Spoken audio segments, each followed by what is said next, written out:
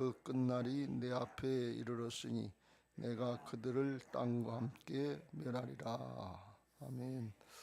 하나님이 그때 당시에 노아의 때 당시에 사람들의 죄악이 세상에 가득함을 그의 마음으로 생각하고 모든 계획이 항상 악할 뿐임을 보시고, 그래서 보시니까 그렇더라. 2절에도 하나님의 아들들이 사람의 딸들의 아름다움을 보고, 이 보는 걸 잘 해야 될 줄로 믿습니다. 창세기서 1장에 하나님께서 만물을 만드실 때 하나님이 보시기에 좋았더라. 그때는 보시기에 좋았다 그랬어요. 사람을 만드시고 하나님 보시기에 심히 좋았더라.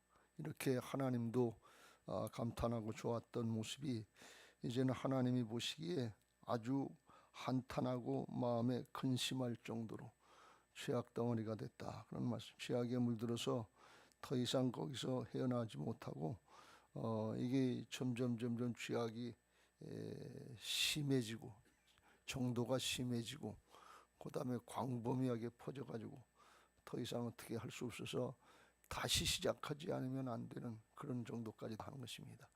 죄악이 무서운 것을 우리는 명심해야 될 줄로 믿습니다. 코로나가 전염성이 강하고 치명적인 정도까지는 아니었지만 죄악도 전염성이 강하고 아주 생명을 죽이는, 영원한 생명을 뺏는 치명적인 영적인 질병, 독이다, 이렇게 생각해도 틀리지 않습니다. 이게 경솔히 생각하면 다 붙잡혀서 죽어요. 여기 자손 대대로 내려와서 아담으로 시작해서 이렇게 퍼졌을 텐데, 근데 싹 다 멸할 정도로다가 그렇게 치명적이고 전염성이 강하다 그런 말이에요. 범위가 넓다 그러는 거예요. 우리의 자손들, 우리가 지금 믿음을 지키지 못하면 대충 하면 하나 죽는 게 아니라, 나 하나 잘못되는 게 아니라 점점 이렇게 피라미드형으로다가 자손들 싹 다 죽을 수가 있다. 미국에서 그런 예가 있었다 그러잖아요. 친구가 둘이 도박을 하러 가다가 하나는 깨닫고서 아예 이 길로 가면 안 되지. 그리고 한 사람은 교회로 들어갔고 한 사람은 그냥 도박장으로 그냥 갔다는 거예요. 나중에 200년인가 지나서 그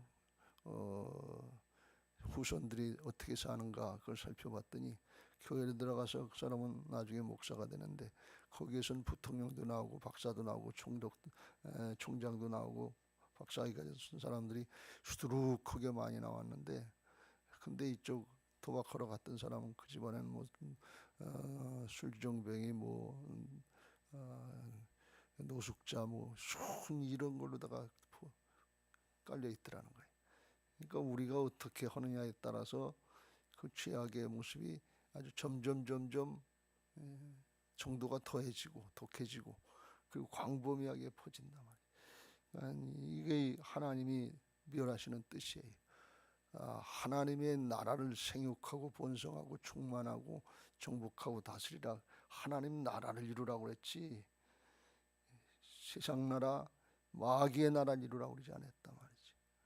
이게 3장에서 범죄하고서 선악과 따먹은 죄성이 4장에서 가인이 아벨을 쳐 죽이고 5장에 와서 이제 아담의 계보를 이루는데, 가인의 계보는 거기에 들지 못하고 셋의 계보가 들었다는 거예요. 우리는 예수 그리스도의 계보, 믿음의 계보에 드는 그런 신앙을 해야 될 줄로 믿습니다. 우리의 가정, 가족, 가문 믿음의 계보에 들어야 될 줄로 믿습니다. 5장을 말씀할지도 그랬지만 다른 게 중요한 게 아니에요. 하나님 나라 차원은 영원한 생명의 차원이고, 세상적인 차원은, 세상 나라는 우리 하나 죽는 건, 우리 육신 목숨 죽으면 끝이에요. 그걸로다가. 그러니까 세상 나라 차원은 물질적인 가치관이고, 영원한 하나님 나라 차원은 생명적인 가치관인 것을 믿으시기 바랍니다. 물질적인 가치관은 지나가는 거예요. 썩어지고 없어지는 거예요. 영원한 생명의 가치관은 생명이 있으면 되는 거예요. 생명이 있으면 나머지는 하나님께서 에덴 동산에 다 마련해 주신 것처럼 영원한 천국, 영원한 에덴 하나님 나라를 마련해 주시고 영원토록 거기서 영생을 누리면서 주님의 통치권에 참여하게 되는 것을 믿으시기 바랍니다. 그래서 하나님 나라 가치관은 생명의 가치관이에요. 5장에서도 말씀한 것처럼 아담이 912세를 살고 죽었더라. 그동안 뭐했냐? 낳고 죽고 817년을 지내며 자녀들을 낳았으며 살다가 죽었다. 옛날 성경에는 향수했다 그랬어요. 향수라는 거 보면 인생을 누렸다 그런 말씀이에요. 하나님이 주시는 인생을 믿음으로 잘 누리시길 주의 이름으로 축원합니다. 누린 게 뭐냐? 자식 낳고 죽었다. 자식들을 수백 년 동안 에노스는 815년을 지내며 자녀들을 낳았으며 905세에 살고 죽었더라. 향수했더라. 향수했더라. 자식 낳고 죽는 게 그게 헌일 전부다. 그게 뭐예요? 하나님 나라 일을 확장시키는 게, 하나님 나라의 사명을 감당하는 게, 그게 하나님 나라의 일인 것을 믿으시기 바랍니다. 별거 아니에요. 다른 거 다 먹고 뭐 일하고 살았지만 그런 건 지나가는 것이고 남는 것은 생명이 남는다 그런 말씀. 내 생명도 남고 자식들의 생명도 하나님을 잘 믿고 천국이 있는 것을 믿고 영생을 바라보고 나가는 그런 삶이라야 영원히 남게 되는 것을 믿으시기 바랍니다. 그렇게 하나님이 축복을 해주셨고 그렇게 이제 사명을 주셨어요. 인간들에게 생육하고 번성하고 땅에 충만하고 정복하고 다스리라. 통치권까지 위임시켜줬단 말이지. 그런데 여기 와 보니까 제약의 세력이 다 통치권을 뺏기고서 하나님 보시기에 한탄할 정도로, 이걸 어떡하나 근심할 정도로 싹 쓸어버리지 않으면 점점 죄악으로 퍼져가니까 그걸 그냥 놔두실 수가 있어야지. 그래서 홍수로 다 싹 다 갈아엎고 다시 시작하시려고 하시는 그런 하나님의 심정이다 하는 것입니다. 그때 하나님의 심정이 이렇게 복잡하고 안타까울 때 그때 노아는 여호와께 은혜를 입었더라. 은혜를 입었더라. 어제 저녁에도 말씀드렸는데 무슨 은혜를 입었을까 하고 저녁에 또 다시 생각해 보니까 하나님이 왜 노아에게 은혜를 주셨냐. 그 멸망해가는 그 세대, 그 인류를 갖다가 구원하실 사명을 주신 거예요. 노아가 직접 구하는 게 아니라 방주를 지을 사명을 주셔서 120년 동안 세 아들 셈과 함과 야벳을 데리고서 뚝딱거리면서 비도 안 오는 그때에 그 방주를 산꼭대기에서 짓는 거니까 나무를 베어다가 또 대패로 갈아서 널빤지를 만들어 가지고 역청을 갖다 바르고 해서 그러니까 이게 얼마나 힘든 작업이겠냐면 조롱 들고 멸시되면서 그걸 했다. 그걸 왜 했냐? 하나님이 말씀하셨는데 언제 말씀해 주시는가 하면 무두셀라를 낳은 후 에녹은 300년을 하나님과 동행하며 자녀들을 낳았으며 그는 365세를 살았더라.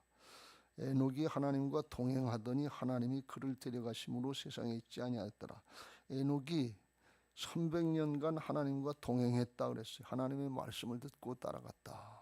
함께 걸어갔다. walk with 그래서 걸어갔다는 뜻인데 하나님과 방향을 맞춰서 하나님 나라로 같이 동행했다. 동행한다 그러면서 하나는 앞으로 가고 하나는 뒤로 가고 그런 게 없잖아요. 같은 방향으로 나가는 게 동행인 것을 믿으시기 바랍니다. 근데 동행을 했는데 동행을 한 이유가 300년 동안 동행을 한 이유가 뭔가 하면 65세에 무두셀라를 낳을 때 무두셀라라고 하는 이름을 지은 이유가 무두셀라가 죽을 때 하나님의 심판이 임한다 그런 뜻이에요. 그러니까 그 말씀을 받고 정신을 번쩍 차려서 아유 이거 큰일 나갔구나. 그러니까 에녹이 볼 때도 점점 죄악이 관영해지니까 큰일 나갔구나. 그래서 그때부터 정신 차리고 하나님의 말씀대로 따랐다는 거예요. 그러니까 무두셀라가 969세를 살고 죽었는데 무두셀라를 산 나이를 계산해 보면 무두셀라가 187세에 라멕을 낳았고 187에다가 그 다음에 라멕은 182세에 아들을 낳았는데 노아를 낳았단 말이죠. 187에다가 182를 더하면 369예요. 그리고 969세니까 600년이 남았단 말이지. 600세에 노아의 홍수가 나중에 7장에 보면 노아의 홍수가 600세에 났단 말이죠. 그런데 그때 당시 32절에 노아의 나이가 500세 된 후에 셈과 함과 야벳을 낳았더라. 그러니까 100년 남은 건데 노아가 그 얘기를 들은 거예요. 자기 할아버지 때부터 에녹으로부터 네가 죽을 때 하나님의 심판이 임한다. 그런데 지금 나이 369년이 지났고 네가 500세니까 앞으로 100년 남았다. 뭐 120년 남았다. 그 얘기를 듣고 그걸 하나님의 주신 사명으로 하나님의 말씀으로 듣고 청종했다 그런 얘기예요. 듣고 따랐다 말이지. 그러니까 이 노아의 믿음은 창조주 하나님을 믿는 거예요. 말씀하시면 그대로 된다. 6장의 22절에 노아가 그와 같이 하여 하나님이 자기에게 명하신 대로 다 준행하였더라. 그대로 될 걸 믿고 그대로 준행했다. 하나님만 그대로 되는 게 아니고 말씀을 따르고 순종하면 그대로 된다 그런 말씀이에요. 그 주신 사명 자기 생에 일어날 걸 믿고 그걸 말씀대로 될 걸 믿고 그걸 준비하는 게 은혜를 입은 이유다 그런 말씀이에요. 그걸 하려니까 정신 바짝 차리고 성별해야 되고 다른 사람들이 유혹을 하고 그래도 넘어가면 안 되고 아이 좀 놀아가면서 하고 쉬어가면서 하지 그 뭐 그래도 안 되고 조롱하고 멸시해도 그래도 물리치고 하나님 앞에 언제입니까 이때입니까 언제입니까 하면서 그걸 준비했다 그런 얘기예요. 그래서 그게 은혜를 입었다. 하나님 앞에 쓰임 받는 게 은혜인 것을 믿으시기 바랍니다. 누가복음 1장에 보면 26절 위에 천사 가브리엘을 통해서 마리아에게 예수를 잉태하고 출생할 것을 수태고지를 해주는 장면이 나오는데 그때 천사가 마리아에게 첫 마디가 그에게 들어가 이르되 28절 은혜를 받은 자여 평안할지어다 주께서 너와 함께 하셨다. 은혜를 받았다. 근데 큰 은혜를 받았다 그런 말씀. 큰 은혜를 받았는데 큰 은혜를 받은 게 뭔가 하면 예수 그리스도를 처녀로 잉태하고 출산하는 그게 사명을 받은 게 은혜를 받은 거다 말이죠. 30절에도 천사가 이르되 마리아여 무서워하지 말라 네가 하나님께 은혜를 입었느니라. 여러분 쓰임 받는 게 은혜입니까? 책상 빼라고 하는 게 은혜입니까? 하나님 앞에 은혜를 받은 것, 큰 은혜를 받았다고 하는 것은 뭔가 하면 하기 힘든 사명. 그런데 누가 꼭 해야 되는데 그걸 감당할 만한 믿음의 사람에게 하나님께서 맡기지 않겠어요? 아무한테나 예수님 출생하는 걸 아무 여자한테나 맡기겠어요? 춤추고 발바닥 비비러 카바레 다니는 여자한테 맡기겠어요? 그렇게 안 한단 말이에요. 성별하고 순결하고 깨끗한 거룩하게 성별하려고 하는 그런 처녀한테 맡기지 않았겠어요? 노아의 홍수의 때도 말이에요. 홍수의 때 이게 방주를 만드는데 오늘날로 이야기하면 구원선 교회인데 그걸 아무한테나 맡기겠냐 그런 얘기예요. 믿음을 바로 하려고 하는 사람, 하나님께 심지 굳은 믿음, 요동치 않는 믿음, 어떤 일이 있더라도 하나님 편에 서고 말씀 편에 서려고 하는 그런 사람을 택해서 쓰시지 않겠냐 그런 얘기예요. 여러분 하나님 앞에 심지 굳은 믿음의 사람 되시길 주의 이름으로 축원합니다. 생명의 가치관으로 사시길 주의 이름으로 축원합니다. 지나가는 것, 물질적인 가치관, 세상적인 가치관 이건 지나가는 거예요. 그래서 먹든지 마시든지 뭘 하든지 하나님의 영광을 위해서 하라 그랬고 하나님의 영광을 위한 궁극적인 모습이 뭐냐? 자기 유익을 구하지 말고 남의 유익을 구해서 그 사람으로 하여금 구원받게 하라 그런 말씀이에요. 생명을 구원해놔야지. 조금 도와주는 거, 공부로 도와주는 것도 중요하고 먹을 걸 주고 돈을 주는 것도 중요한데 물에 빠져 죽으려고 하는 사람은 우선 살려놓고 얘기를 해야지.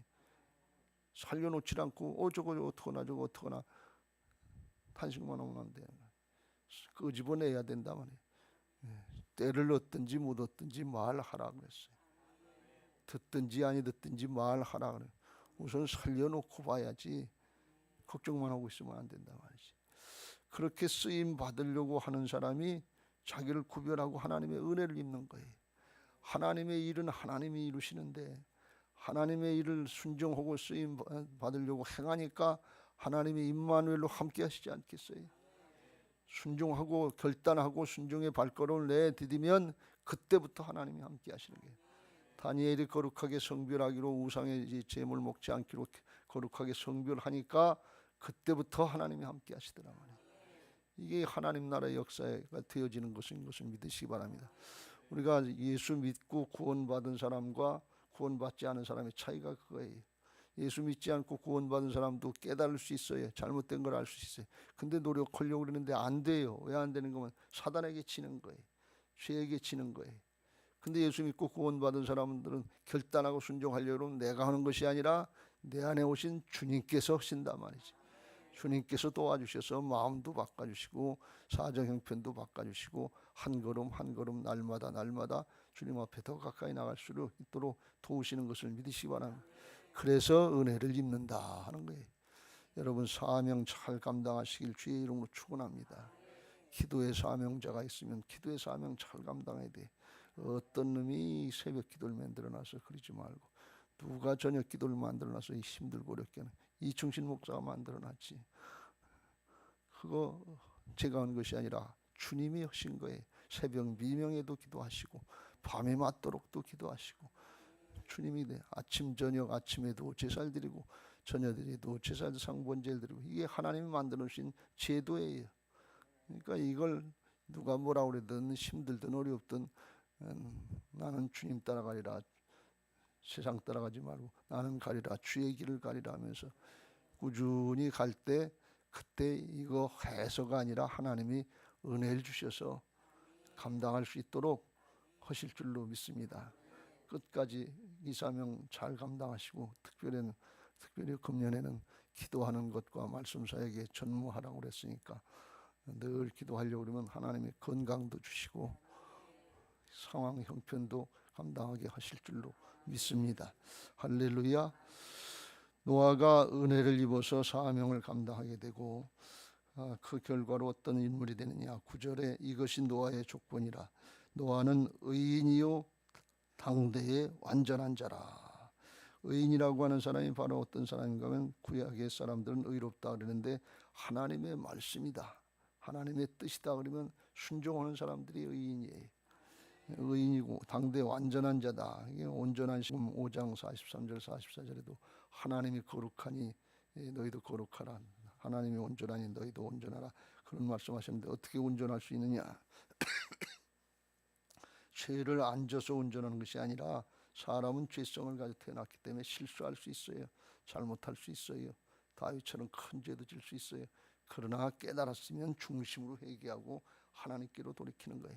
영적인 오뚜기 뭐냐. 이쪽으로 넘어져도 빨딱 일어나고 이쪽으로 넘어져도 빨딱 일어나고 대학에 떨어져도 빨딱 일어나고 직장에 실패해도 빨딱 일어나고 인생에 실패해도 빨딱 일어나고 돈이 없어도 빨딱 일어나고 빨딱 일어나서 주님께로 향하는 거예요. 중심이 주님이 되면 된단 말이지. 근데 중심이 내가 되면 상황을 이기질 못해요. 실망하고 낙마하고 하나님 원망하고 불평하기 쉽단 말이에요. 출애굽 1세대들 뭐냐. 불만족하다 조금 더다가 거기 광야에서 죽는 거예요.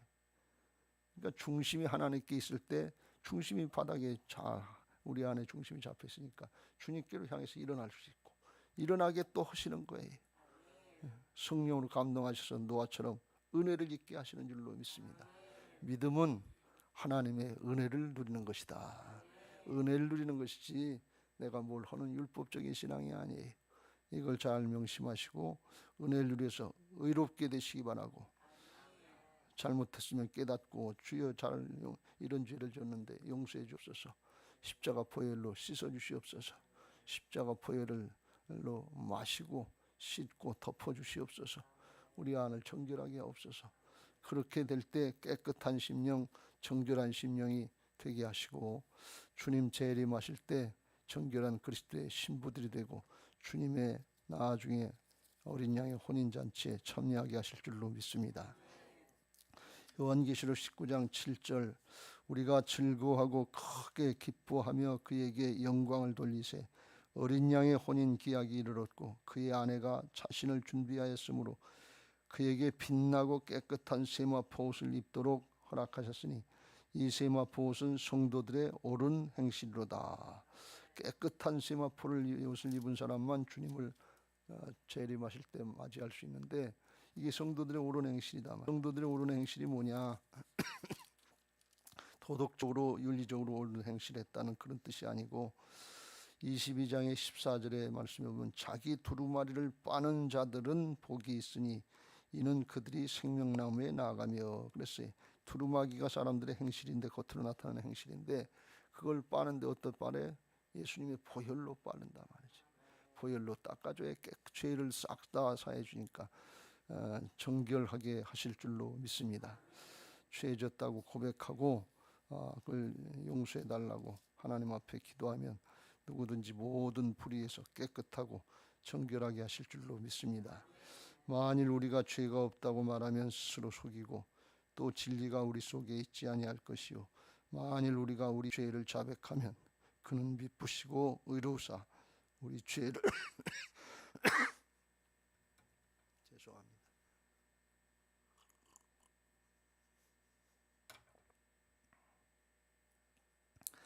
우리 죄를 사하시며 우리를 모든 불의에서